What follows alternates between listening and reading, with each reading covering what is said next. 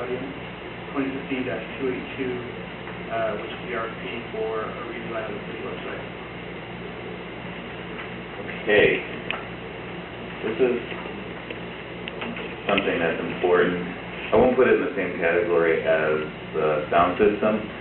However, we've all known there's some weaknesses to the website, and Amy's worked really hard to get it to be easier to use, to function better. We pay a lot. We pay about $250 a month to have Auburn maintain this site, but don't really do much to it. And we don't have the time to change it as what we want, or probably not the expertise. We have looked into one vendor, and we actually had them come present, just make a presentation to the city over on the internet. And the mayor was there, and so was the rest of the technology committee, and they all were very impressed by the ease of use, by the way it looked, just the whole information. The big part about a website is how easy is it for your public to access it and understand what it's saying, and also what kind of tools does it equip them with, such as if they have questions about bringing business in the town and what they need to do, is there an FAQ for that? And ours doesn't really have a lot. It has some, but the ones we've looked at by this one company, which was called Revise, were very impressive, and they were very well made. So we went through that process, and then we did a background check on Revise. Actually, we just talked to a couple other cities that have Revise, and they weren't very happy with certain aspects of them. I did speak with Revise last week about this, and so they're going to respond to us, because I want to see what they're like. But we wanted to go out to RFP because we know there's 3 or 4 good companies out there that we've seen that do work easily as good as Revise. I'm not sure how cheap they are, because Revise was a pretty good price. It was about $7,500 for the whole website, plus you get a rework in 5 years. So if you want to change anything, it's free. I mean, if that's such a word. And the maintenance is the same cost as what Auburn's charging us. So it'd be nice to take it off of Auburn and then have a third party doing it, so we could hold them more directly accountable and separate that out. Plus, I would really think they know the business these companies do better than Auburn, or any city does, for that matter. You could look at other cities' websites. I have a list. I know we've passed it around before, but the one we were talking to that made the presentation, their website is at Edgewood, Anacortes. I think there's a couple others too. But both those cities, even though they do have their websites, aren't very happy with them.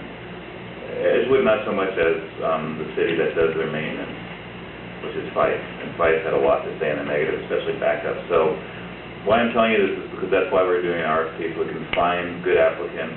This is something I don't see happening before the end of the year. So, I mean, the process, yes, but it takes time to build a new website. And in this RFP, one thing that the technology committee brought out to me was, it said it's something for the mayor and the city administrator to work with them on, but we included the council, because I think that was just oversight. Council should be involved in this, because this gets their message out and their vision. I mean, we would separate every single section out by department, so that people could, and it is now, but I mean, so that you could go in and you could look at reports really easy. Same with putting FAQs up, so that we'd have questions about how do you get a permit? They would tell you every step of the way. And staff wouldn't have to build this. We would just give the information to the vendor, and they would build it. So we're excited by it, but it's not something we need before January 1. Hoping that would be enough time to get it, to give everybody time to work with it, and the council, the mayor, and some of the staff, so we could go forward, and everybody would own their part. That would save city clerk time, because right now she does it all. That what Auburn doesn't do, which isn't a whole lot. And just kind of as a point of information, it's not that the cities weren't happy with the design, the content. The websites are very nice. Their problem is with backups. So the site would crash and they would lose huge amounts of data. So, and there was their backup policies are not there. No. Like they just didn't back the site up, and so they lose data, and it would be a violation. And I did tell Thomas John, the man who gave the presentation, and they're going to respond to that. I want them to. I want to see what their response is, if they've strengthened this, because these complaints sound fairly recent. So that's what our biggest concern is. We don't want to buy a package that's less expensive than other firms, but is weaker in the most important areas. So, I mean, as far as training, they're not really strong on training with one of the complaints. Well, that we could work with, but we can't work with backups being weak. That's just not acceptable. So we'll see where they come, you know. Councilor Sutton. So you mentioned for setting up the website, staff wouldn't have to provide the information, they do it. Once the website's up and running, does this have content management where staff can go in and make changes themselves, or do we have to make every little change No. through the vendor? We make the changes. They would help they would maintain it every month, like right now, like Auburn does, but we would have access where we do, I mean, Amy does, and I see the changes. I don't have the time to make them. But, I don't know, how would you say, the website we have now just isn't intuitive. It isn't, I mean, it's just not as friendly looking as the other cities. We want it to be friendly. It isn't. And so we're going to do a total change than the one that the mayor and the committee looked at. It's just cleaner, it's easier to look at, to work through, and that's what we want. We want it to be so simple that 3 clicks and you're where you need to be. It shouldn't be any more than that, and sometimes ours can drive you all over the place. Definitely just a follow-up question then. Apart from regular scheduled backup, is there some sort of version control that will automatically save versions as they're posted? So if you have, if somebody makes 3 changes in a day, do you have those 3 separate versions as public records? Yes, from what we talked about, I believe that is in place, but we would make sure of that before we move forward.